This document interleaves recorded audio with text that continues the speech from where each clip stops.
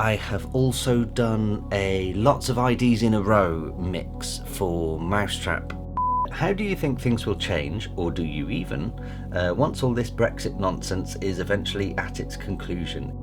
Hey Dom, I'm struggling right now with my future plans. As for the garden studio, that sounds sick, track ID.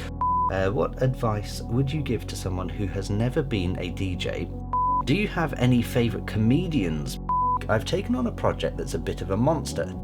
I'm picturing a cornfield in my head with blue light, and there is a little farmhouse with an open window and a young girl, say 5, 6, 7, 8 years old, looking out the window. As much as I do love Spitfire audio stuff,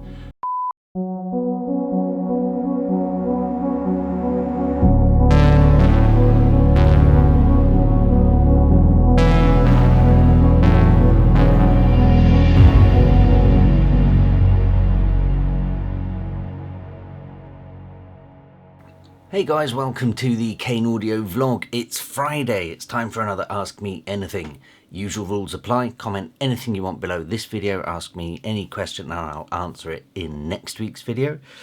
Before I look at last week's video, is there house admin to cover? Yes there is, I know there definitely is this week.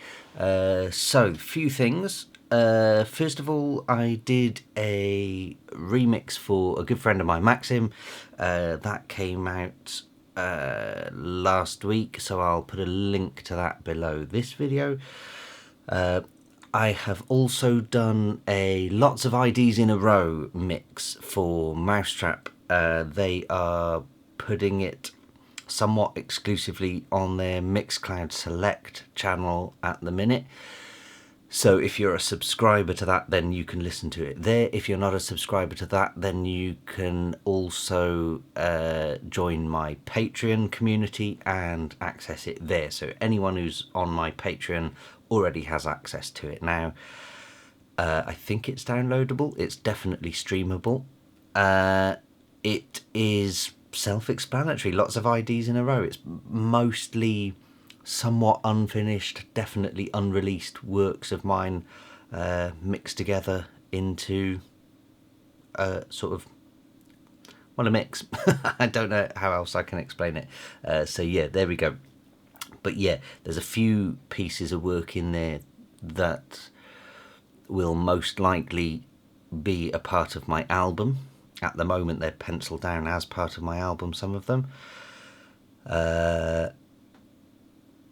Amongst others that may become an EP for Mousetrap, maybe before the album, I don't know. And a few of them will probably just never go anywhere because they, I don't know, just don't fit or it's not the right time, whatever. So there we go.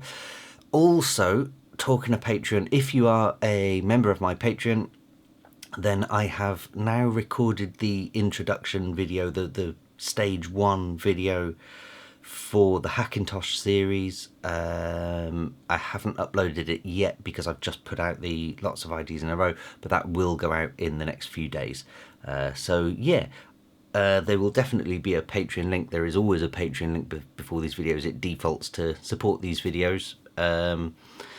So click on the link and subscribe for whatever you want, and for that you get, I think it's 4 sample packs that I'll send you just for joining, and then you also get access to the lots of IDs in a row and the Hackintosh series as well so far. So yeah, there we go, it's slowly building up. I think that's it for this week in terms of house admin, so I'm going to go straight to last week's video and have a look. Starting at the top, Ricky John, bless kiddo crying in the background. Yeah, he was. It was a bit annoying because I ended up having to sort of sit here waiting, and he stopped and cut record again. But there's nothing I can do about that. Tough shit to you people. So, thanks for going in depth last week, Dom. I think you hit the nail on the head for me, replacing some drum sounds and redoing some synth work. Also, more excited than I already was for your album. I actually prefer tracks to sit with to sit with than straight bangers. The fact it's coming with a story sounds fantastic. So yeah, I did explain that my album. So it's kind of a movie in my head, or yeah. I mean, there's a narrative, there's a story. It's not. I haven't written a book or anything like that. It's sort of, a small paragraph per track at the minute. However, I have spoken to a few friends of mine that are in the film industry, and they quite like it. So there's a part of me that kind of, I think it's just a dream at the minute. But there is a part of me that kind of thinks, well, I don't know if that's worth maybe building on the narrative or something. I don't know. But yeah, I definitely do prefer an album with a concept, I suppose. No music related questions, so let's open up a can of worms. Okay, here we go. How do you think things will change, or do you even, once all this Brexit nonsense is eventually at its conclusion, if it ever reaches it? Have a great weekend. You too. So, I think it's fairly public knowledge, or certainly amongst these AMAs, that I am very much left-leaning political view. I think I particularly like Marxist ideologies in theory, but I know that the reality of that would mean some big consequential changes that are maybe not good. So I'm also aware that planet Earth as we know it has never had true communism, and at the moment I guess is unlikely to have true communism of any kind. I know there are countries that claim to be communist, but that's not communism. So with that in mind, I'm not necessarily pro or anti-EU, but I feel like we are all one species and we should all work together. So I guess I'm more pro-EU than I am anti. I don't think the EU is perfect. I absolutely voted Remain. I think that's pretty obvious. I feel like if you want to change something politically, then you should change it from the inside and not fight it from the outside. So that's kind of where I stand politically. I'm not going to go on too long about politics because I'm sure lots of viewers of this couldn't care less. How do I think things will change once this Brexit nonsense is eventually at its conclusion? So we don't really know what the conclusion is, and this is the bit that bothers me, and this is why I absolutely vote Remain and would time and time again, is because it's Remain or what? You can't just say Brexit means Brexit. You can't just leave the EU. It's not how it works. So, for example, a no-deal Brexit, which is the default position, remember, people seem to be under the impression that you just leave the EU and then that's that. Everything's fine. And that's not the case, There are people who say that we should have what they call a Canada Plus deal. Well, I don't think they realise that it took Canada 7 years of negotiations with the EU to get the Canada deal. So in order for us to have the Canada Plus deal, we're looking at least 7 years of more negotiations. So if you voted leave and you're getting annoyed at it having not happened after 3 years, then maybe you need to reconsider your stance on all of this, because 3 years is not a patch on what we'll have beyond exit date, because there's going to be 10 to 15 years more of negotiations before anything starts feeling normal again. So I think the entire referendum was a ridiculous thing. It was just a political stunt created by Cameron, and he thought he could win it so easily, which was just ridiculous. And he did it to try and shut up people like Nigel Farage. Clearly that backfired because Nigel Farage somehow seems to be some sort of incel magnet. And it's put us in a situation where, like I say, the options are now remain or question mark. What's in the magic box? Because no deal, nobody really knows what a no deal looks like. They can only give best guesses, and so far all the best guesses look like a complete shit show. Or you go with a deal, and that deal becomes completely restrictive to the people who wanted out in the first place. So, as a Remainer, the best option for me would be clearly to remain. Second best would be a deal of some sort that keeps us in the single market, for example, and more importantly, freedom of movement. So, going back to how do I think things will change? We don't know. I haven't got a clue. I don't think anybody really knows at this point until we know what kind of Brexit there will or won't be. But either way, I think people easily forget that rules and regulations between two countries are usually a two-way street that need to be negotiated. So, for example, if you are anti-immigration, which I am not, I'm the opposite of anti-immigration, but if you are anti-immigration and you therefore don't want immigrants coming into Britain, then whichever countries you block are more likely to block you from going there. So if, for example, you don't want Spanish people coming in, well, good luck getting your holiday or extended trip to Spain or any kind of hospital care and attention if anything was to happen to you while you were in Spain. So I think a lot of people forget that it's a two-way street, which is why I tend to lean, especially as a travelling music producer DJ, I tend to lean towards it being fairly frictionless borders globally, really. That's how I would prefer it. So there we go. That is my attempt at not ranting about Brexit, but I could literally talk for days about it, to be honest. Moving on. Florian Kettenbach. Hey Dom, I'm struggling right now with my future plans. I'm 19 years old and I'm playing with the idea of studying electrotechnic sound engineer in my hometown in Graz, Austria, which is on of its best in one of the best in Europe. Since you consider yourself as an engineer, I want to know if you studied something like that or had any other education in that field. I don't really know what to expect from that class. All I know is that it's very technical and much math is involved. But from my current situation, this is the only interest I have right now when it comes to education. I want to do something with music or sounds. Also, is there any other form of education in that area I am missing?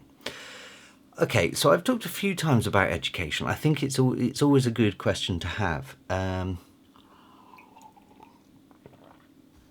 First thing I'll say is you're 19, you're still young, don't worry too much. If you don't go to university straight away, that's okay.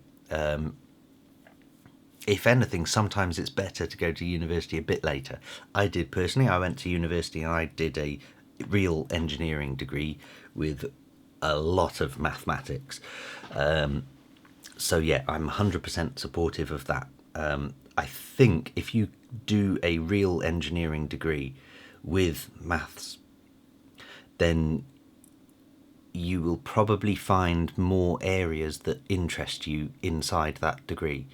So you might find that, for example, I enjoyed, even though I was terrible at DSP, digital signal processing, which is pretty hardcore mathematics. You're dealing with, imaginary numbers like j, which is the square root of -1. Even though the square root of -1 doesn't really exist, you need to use that in part of a Laplace transform or equation to find the z-plane in a three-dimensional graph, which is dealing with filters, basically. So I remember, doing those modules and just being blown away by the maths. It was just fascinating. I was terrible at it. I'm not gonna lie, but it was fascinating nonetheless. So I think if you get good at something like that, then I think you're more likely to maybe find an area of interest that is maybe inside the music industry, but somewhere that you wouldn't have otherwise found. So personally, I think these sorts of courses are fantastic. And worst case scenario, you come out with an engineering degree, you can be an engineer for anyone. Engineering itself is such an employable skill to have. And it I think it opens up your confidence in life. I think I could not speak more fondly of engineering in general. So if it's one of the best in Europe, then go for it, do it. What's the worst that can happen? You don't enjoy it, but you end up with a great education. Is that bad? I don't know. So yeah, there we go. So I did an engineering degree, but I have to admit I didn't start until I was 25, something like that. Somewhere in my mid-20s, because I was already a DJ, already a producer, already a sound designer. I just wanted to learn the science behind it all. So I think there are a lot of people on that course who were 18, 19, and they wanted to be a superstar DJ or something, and they were on the wrong course for that, because you can't do a degree in being a superstar DJ. That's not how it works. But you can do a degree in engineering and come out with a lot of knowledge that will help you. And I came out of that degree and I felt like my sound design was more on point, because even though I kind of knew how to make sounds, I then knew the mathematics behind those sounds, and that to me kind of just changes the way I view things. So yeah, hopefully that helps. Is there any other form of education in that area that I'm missing? Not that I'm aware of. I mean, no, because I think if you so there are courses out there that offer a degree, which I'm going to talk about UK courses now. My course was a BSc, which means Bachelor of Science, which means it was a real scientific course that shows you how to write a scientific paper. There are other courses that are a BA degree, which is a Bachelor of Arts, and those courses tended to show you how to make a Facebook page, how to build a website, how to market yourself, how to use a mixer, how to mix some music. And those I'm sure are very, very helpful, especially for the people who want to be the superstar. But I don't think they set you up for anything else in life. I don't think there's any available backup plan with doing those degrees. And I feel like being a superstar or an artist of any kind, is kind of a numbers game. It's a high risk venture. It's a high risk aim in a career. So I don't think a degree really, I don't know, I just don't feel 100% about it. But if what you're saying, it's a proper engineering degree, then I'm 100% behind it. So do it and enjoy it. That's the best thing.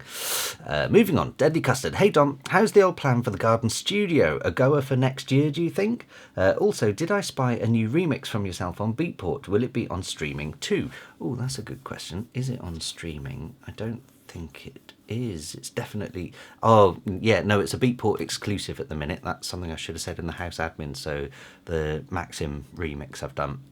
Yeah, it's a Beatport exclusive for now. It should go on to streaming. I can't see any reason why it wouldn't, but I don't know 100%. I'll check, though. As for the garden studio, yes, it's still 100% the plan to go ahead with the garden studio. I'm still narrowing stuff down. I've since changed position in the garden. I think it's one of these things that I don't want to rush into it, or didn't want to rush into it. I kind of do now. But it's one of those things that I didn't... My original plan, so if you imagine my garden it's kind of on a slope, and I was thinking about doing it lengthways down one side of the garden, because for reasons of sunlight and access and size, I could get a much bigger studio in that space. But the budget became a lot bigger for that because of the slope and everything like that. Whereas because of some of the existing slabs and whatever in the garden, if I actually make it slightly smaller and put it along the back line of the garden, everything changes. So I've kind of had to replan it all. But I have found some kind of off the shelf, prefab ones that you still have to build yourself, but they, it's like Lego, which look good. And there is a showroom about an hour's drive from here, so I'm planning at some point, hopefully in the next few months, to just go down to that showroom, take a look, and then ask a bunch of questions, because I kind of feel like I need to be able to put in my own insulation and make some modifications to the build. So I need to make sure that I can actually do that before spending a crazy amount of money on one. Yeah, so it's still 100% in the works. Having a baby has changed things, which is one of the reasons, because I didn't mention that my partner was pregnant for a long time on these videos, but I guess it's pretty obvious now as I have a baby. But one of the reasons that got delayed was because we decided we wanted to have a baby first and get all of that. So yeah, so it's still on the cards, still going ahead. It's just been delayed. But yes, I mean, I'll be really pissed if it's not there by this time next year, basically. So that's my answer. Yes, moving on. Champaglalgada, 0023 seconds. That sounds sick. Track ID. Well, funnily enough, that is my theme tune to this YouTube AMA that I do, that I wrote. And actually, I developed it a bit further and I quite liked it. And for those of you that are on Patreon or Mousetrap Mixcloud will hear that I've used that as the opening to my Lots of IDs in a Row, and is now a pretty much fully fledged track. So watch this space, because that will probably go public at some point eventually, and I'm glad you like it, so thank you very much. Moving on, Francesco Di Carlo. Fantastic. That sweet baby crying at 5:28. Thanks, Dom. Always inspiring. Maybe a boring question for you this week, sorry. What advice would you give to someone who has never been a DJ, if anything a live musician, and who, as a non-professional electronic music producer, wants to take his tracks out of the studio for the first time? I mean, where would you start from? Carefully choosing others' tracks to mix with yours, rigorously using Ableton session arrangement mode, or perfectly knowing another DJ software to build a DJ set? Hard practicing in transitions, mixing, etc. Meanwhile, I'm listening to your Mousetrap DJ set in London on 22nd of August 2019. Thank you very much. I hope you enjoy it. Yeah, that's always a difficult one. I feel I have covered this once before, but it was a long time ago. I don't think my views have changed on this. I feel like it's much easier, and a lot of it comes down to what kind of a crowd you're playing to, and what your mindset is. As weird as that sounds, but I'll give you an example. If you are playing in a Friday night town centre bar that serves vodka and everybody's getting drunk, then playing your own music might not go down too well. And even if it does go down well, it might not be great for you when you're using, say, a laptop and controllers. And I'm saying this because I've been there, and I've done gigs where I've had a laptop and 3, 4, 5 controllers and iPads and everything going on, and everything's all really complicated, and I'm getting in the zone. And the people in front of me, they're okay. They're dancing, they're having fun, they're drinking, they're talking to their friends. Great, it's a Friday night. But they don't know what I'm doing. They don't care what I'm doing. For all they know, I could be checking my Facebook. So it's kind of a tricky situation. And for me personally, that kind of felt odd for me to be performing for a crowd that really didn't know what I was doing. They didn't know who I was. They didn't care. And I felt a bit disheartened doing that. So I think that's worth bearing in mind. So first of all, I would probably learn to mix other people's music. By all means, use something like, Tractor or Serato or whatever the cool thing is these days. Personally, I did that with Ableton for a long time. I started with vinyl and moved to CDs and so on and so forth. But I did eventually end up doing laptop set, and so I'd mix some other people's music with my music and then maybe modify other people's music and whatever. But a lot of it comes down to the venue you're playing and the crowd you're playing to. I think that's probably my best answer. So it depends on what kind of gigs you're getting. For me now, for example, I'm not a big artist. I'm not a celebrity of any kind, but I do okay for myself, and I'm signed to some excellent record labels. And I do, I enjoy some fantastic gigs.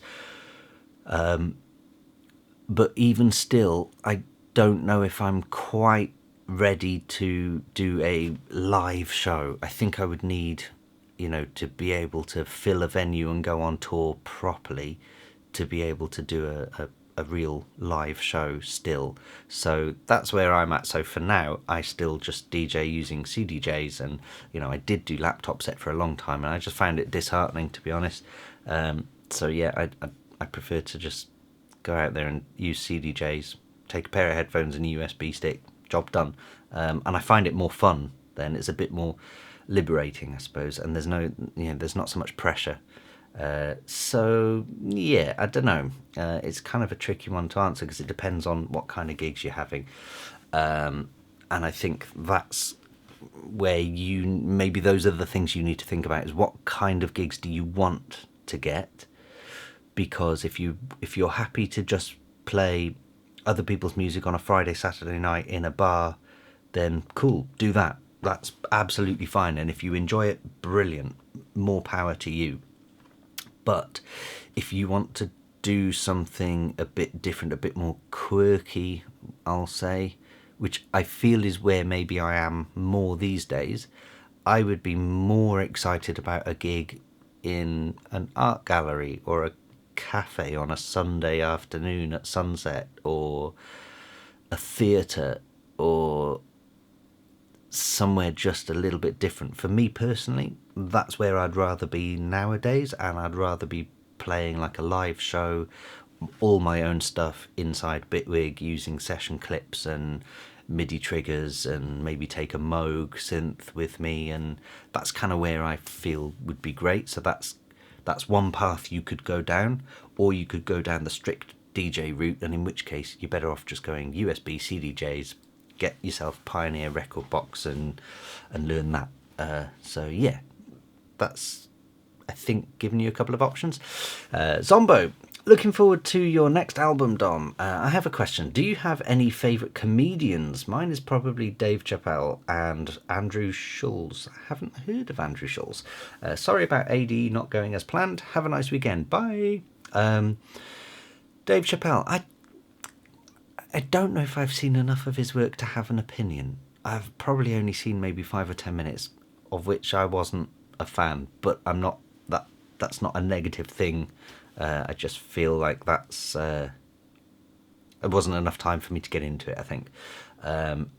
But also it wasn't good enough for me to, I'm sure it was good enough. I didn't enjoy it enough to make me go, I have to see more of this. Andrew Schulz I've never heard of, but I might look into. So comedy for me is kind of like music. It's an absolute art form. Timing is everything, as well as topic and context. And I feel like much like the music industry, with comedy, there are comedians that tell jokes, which is fine.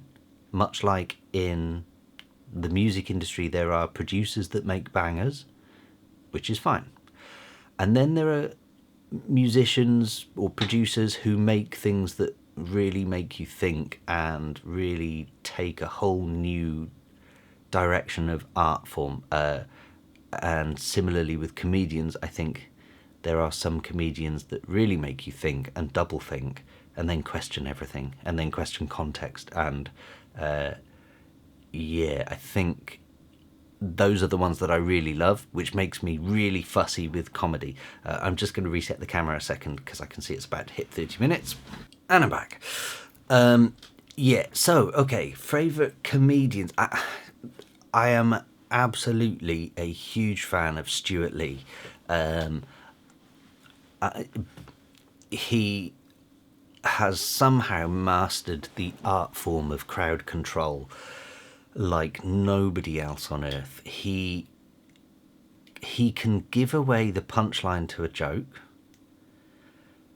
and ruin a joke and then go on to explain what ruined the joke while repeating himself too many times, and somehow manage to make you double think yourself and your views of everything around you and laugh your ass off the entire time. To me, he's like a magician more than a comedian. The way he manages a crowd is just phenomenal. I don't think I've ever seen anything like it, and I've seen him live several times, and every time it's just been incredible. It's an experience, and like I say, it's true art when it comes to stand-up comedy. Yeah, I used to really like Ricky Gervais. I thought his last one didn't hit the spot for me, but that might just be me. I don't know. Similarly, Louis C.K. I loved for years. Went to see him live several times. Had a great time. And again, he sort of, much like Ricky Gervais, he'd sort of make you question yourself and your own ethics and stuff. And it was great. Then the whole sexual harassment, whatever it was, thing came out, and I don't know what the conclusion was necessarily. I know that lots of people seem to suggest that what he did wasn't as bad as other people, and I don't think there was anything done without permission or whatever, and blah blah blah. But it was enough to sort of sour my view of him somewhat, and I 6 months later did try watching some of his comedy, and I kind of just struggled to get into it. But again, I don't know if that was just me not being in the right frame of mind at the time or what.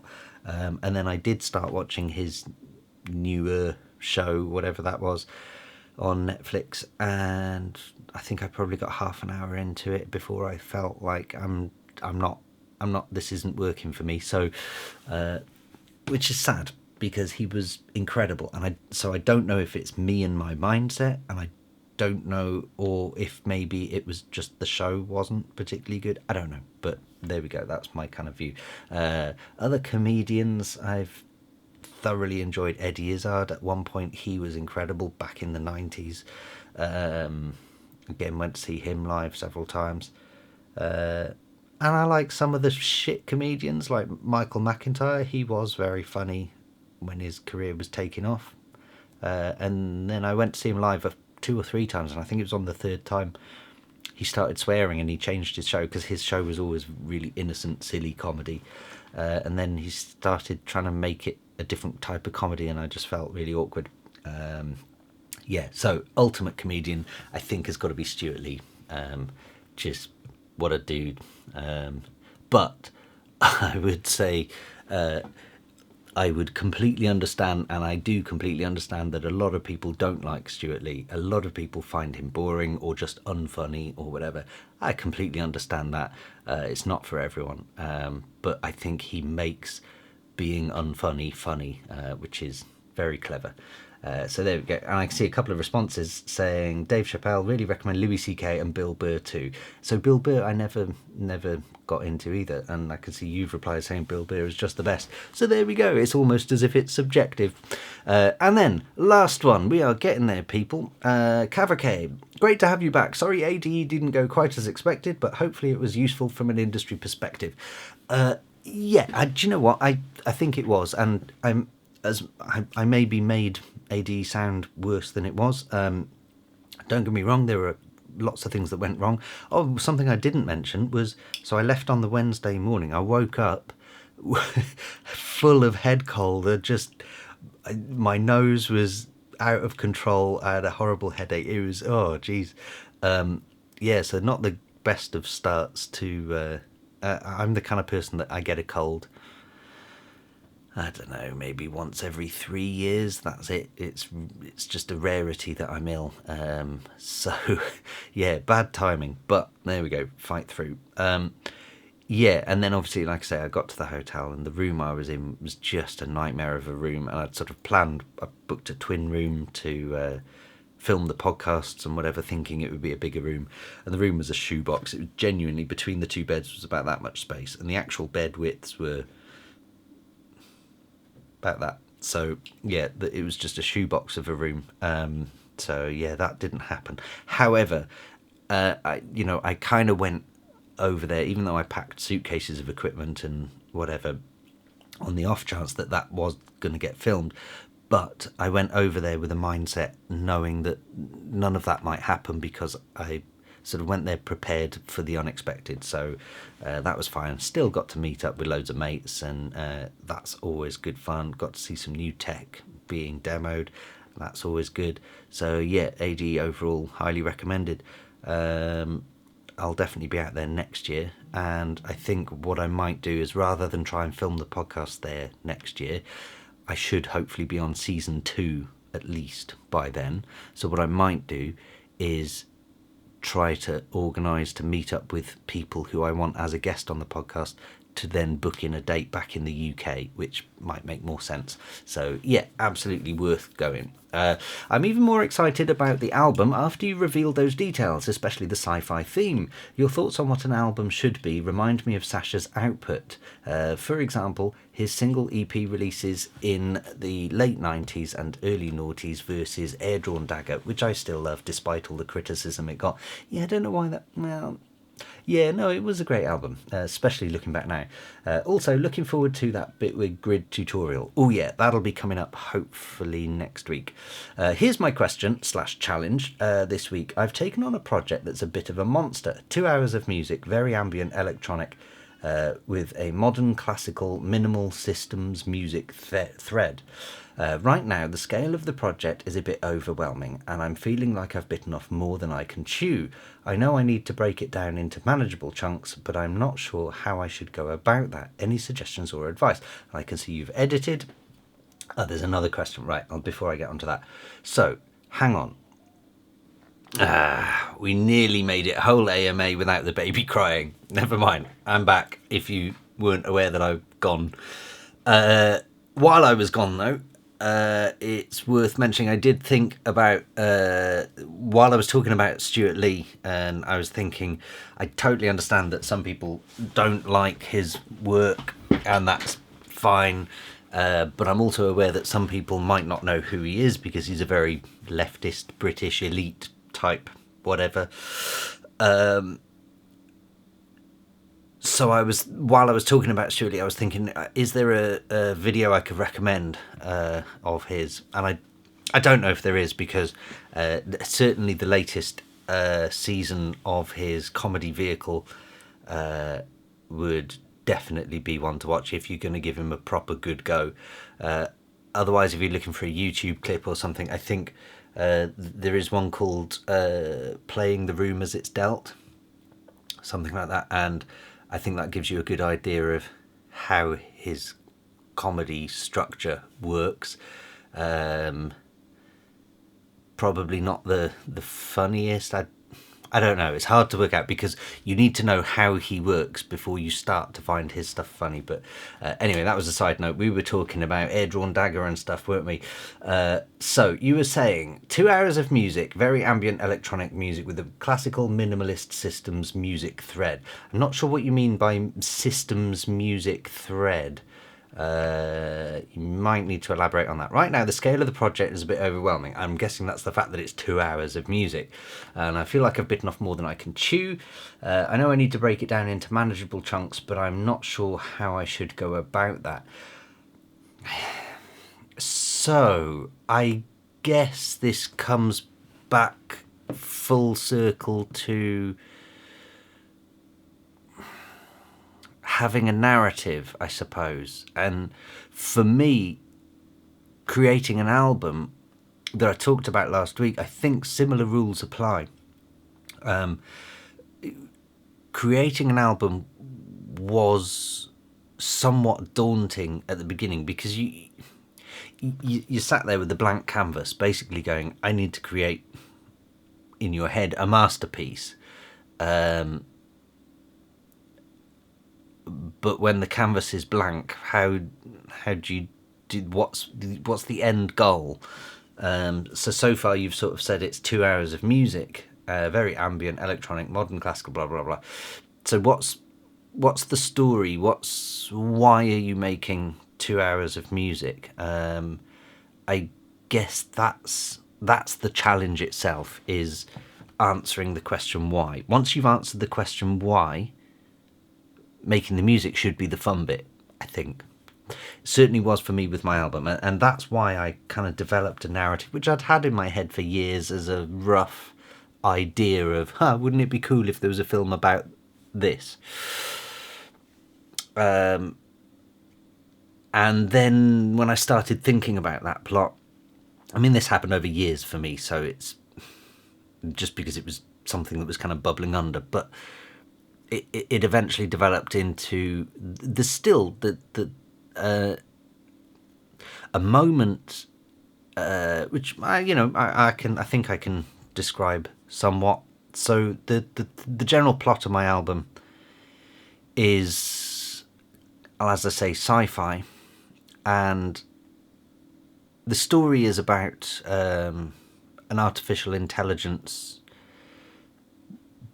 post-human world that looks back in time to a human world and discovers humanity.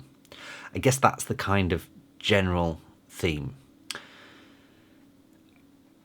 And there is a moment where an artificial intelligence bot, if you will, comes to what we know as the present day, and lands typically in stereotypically in a I'm picturing a cornfield in my head with blue light, and there is a little farmhouse with an open window and a young girl, say 5, 6, 7, 8 years old, looking out the window and happens to see the blue light and goes to investigate. And that scene has been in my head, stuck there for years. And the music for that moment I had for years as well. And it took years to develop that. But the point is that, if there is a point, I had the idea of the story, and the music had to tell that story, and the music had to represent that moment. I think that's what I'm trying to say. And so in my head there was this whole cinematic experience. To me, the camera shots of everything coming down and just coming across the wheat field, everything in my head is there. It tells the story, and the music needs to match up to that. And so writing the music, it was almost like I was writing to a brief. I already knew what it needed to do. The only tricky part was getting there. It was, so I think if you're doing 2 hours of music, I mean, you haven't said what it's for or anything, so I'm kind of, I could be going down the wrong direction here. But to me, even if this doesn't get used in the end, if you're going to produce 2 hours of music, I feel like you need to maybe, just as a self-help method of writing the music, develop a story or a narrative or a direction or something that you want to portray and express, because that's what music should do, or good music should do. It should represent a story if it doesn't tell a story. So yeah, that's, I think, the best sort of cheap method I can think of, really. Because then you can break it down. Basically, you can. Again, I don't know your project, so it's hard to do. But if you're seeing it as overwhelming, and it should be overwhelming, because 2 hours of music is a hell of a lot of music, you know. But yeah, if you need to break it down into manageable chunks, for me, like I say, with the album, I kind of started with 3 acts that I kind of knew where they were going, and then I had to basically break those 3 acts into 4 scenes. So there were 4 scenes in each act, 3 acts, making 12 tracks to the album, and that was kind of the narrative.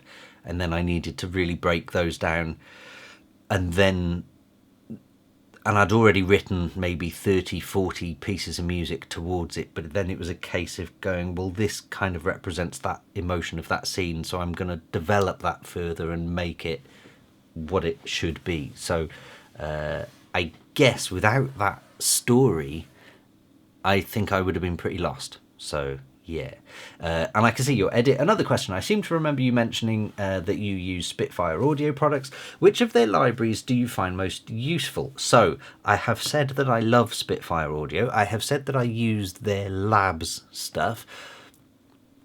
I think I was clear in saying, not that I'm saying you should remember this, but I think, and it's worth saying again, that as much as I do love Spitfire audio stuff, I don't own any of their full libraries, I don't think, because they are very expensive, and I'm sure worth every penny, but until I start writing music in those fields and really actually needing those quality of sounds, I feel like I've got by without them so far. So yeah, but I do think I would really like Albion 1.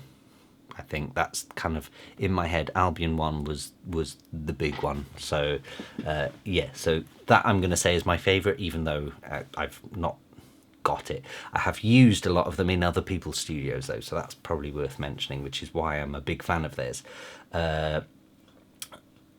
You have said, I only have a couple. I bought the British Drama Toolkit. Yeah, I do like the sounds of that, when it was released a while ago, and just got the new Angular Strings on offer. I have not seen Angular Strings. I will have to check that out. I've just done read less, not read more. There we go. They're both amazing, but I'm always a bit cautious before buying their stuff, as it's so expensive. You're damn right it is. They've just released the BBC Orchestra. I think it's BBC Orchestra or something. I could be wrong. It was a few weeks ago I looked at the price, but I think it was like £1,000 or something, £800. It was a lot of money. But if you're writing orchestral music with a view to having it scored properly and perhaps performed by orchestras, and you're in that demo phase, then you 100% need that toolkit.